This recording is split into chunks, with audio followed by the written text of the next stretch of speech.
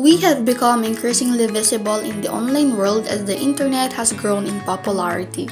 This has brought with it its own set of rules that we must follow. So, existing in this environment, working, learning, doing business, communicating, just like we do in real life, makes us citizens of this digital world. As digital citizens, we have both rights and responsibilities, which is why understanding the concept of digital citizenship is critical. Hello everyone, allow me to introduce myself. I'm Christina D. Lamina and I'll be your reporter for today. Because education is at the center of any civilization, children should be taught how to use technology responsibly, preserving the internet environment's safety for future generations. Here are the 9 elements of digital citizenship. First, digital access. Second, digital commerce. Third, digital communication. Fourth, digital literacy. Fifth, digital etiquette. Sixth, digital law. 7. Digital rights and responsibilities. 8. Digital health and wellness. And 9. Digital security. First is the digital access. Teachers can give engaging lessons and engage their pupils by using technology in the classroom. Thanks to the developments in schools around the world, more and more teachers require online homework from their students, but there is a drawback. Not all students can afford a computer or smartphone with internet access. That is why, while living in a digital age, instructors must present options that are appropriate for each student's needs. As teachers, we should be mindful of students' needs and make every effort to ensure that they can access internet materials equally.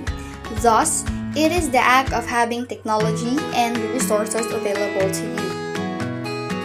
Selling and buying products online is referred to as the digital commerce, as is the need to address security concerns while utilizing money in the digital world.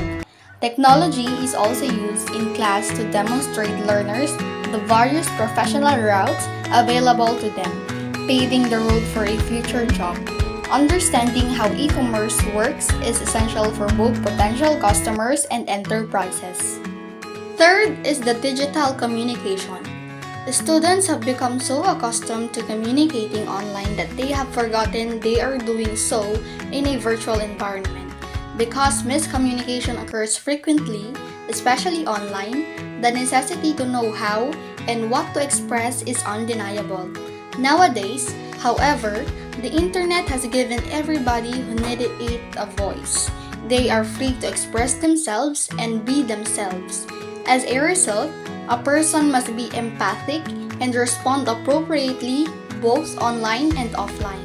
Fourth is the digital literacy. Digital literacy also includes the capacity to distinguish between genuine and fraudulent content, which can have a significant detrimental impact on the lives of students and adults. In order to live a healthy existence, students must learn to exercise their free will to pick what content is good for them and what they should avoid. Fifth is the digital etiquette. Although technology comes with basic instruction for use, we should teach children to better grasp it and become digitally fluent in the long run. This will influence their online conduct and they will respond positively to any content or comment rather than negatively. The online mindset is thus transferred to the actual world and vice versa. Focusing on developing an online etiquette would benefit future generations as they will have the appropriate attitude in the online world, avoiding conflict rather than enticing it behind their virtual accounts.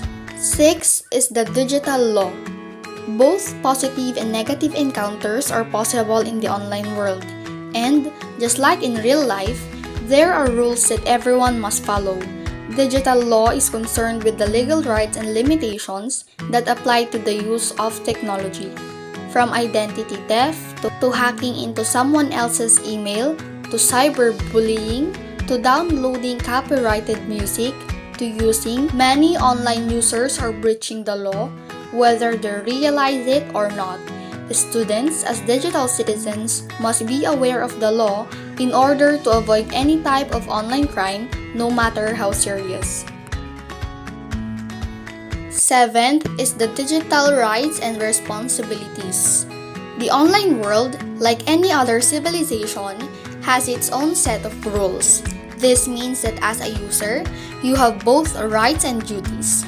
There are regulations and policies to follow, which indicate the possibility of being held responsible for your online acts and deeds. The internet can also be used for malicious purposes, and everybody who uses it requires safeguards against cyberbullying. For example, schools should teach students to accept responsibility for their activities in class, as well as recognize and report any misconduct in the virtual world. Eighth is the digital health and wellness. We live equally in the online and real worlds, so the individual's requirements and freedoms in the physical world must be extended to the digital realm. Everyone in the online world has a responsibility to contribute to the well-being of someone online who is assisting others in need. Students should be taught to protect themselves and others from harm and to notify an adult if they are in danger. While using internet resources is advantageous, one should be mindful of the risks associated with this benefit. 9 is the digital security. Because viruses and worms can spread from system to system and impact the electronic devices we use, online security is critical. To ensure their protection, precautions must be taken. Furthermore, when utilizing electronics at school or at home, students must be informed of the implications and prospective attacks. Teachers should also teach students how to avoid them and how to keep their devices safe. In today's digital age, this is crucial. Thus, we need to contribute to the online world with appropriate content that can create positive experiences for others and acknowledge the fact that our actions as digital citizens have consequences. As far as any online environment is concerned, it should be a safe one, in which everyone feels protected and not vulnerable. Furthermore, it should foster a deeper knowledge of all of its ramifications and aid in the process of teaching consumers in order to achieve long-term good results. Furthermore, as digital citizens, we must form cooperative and interdependent partnerships that promote mutual understanding.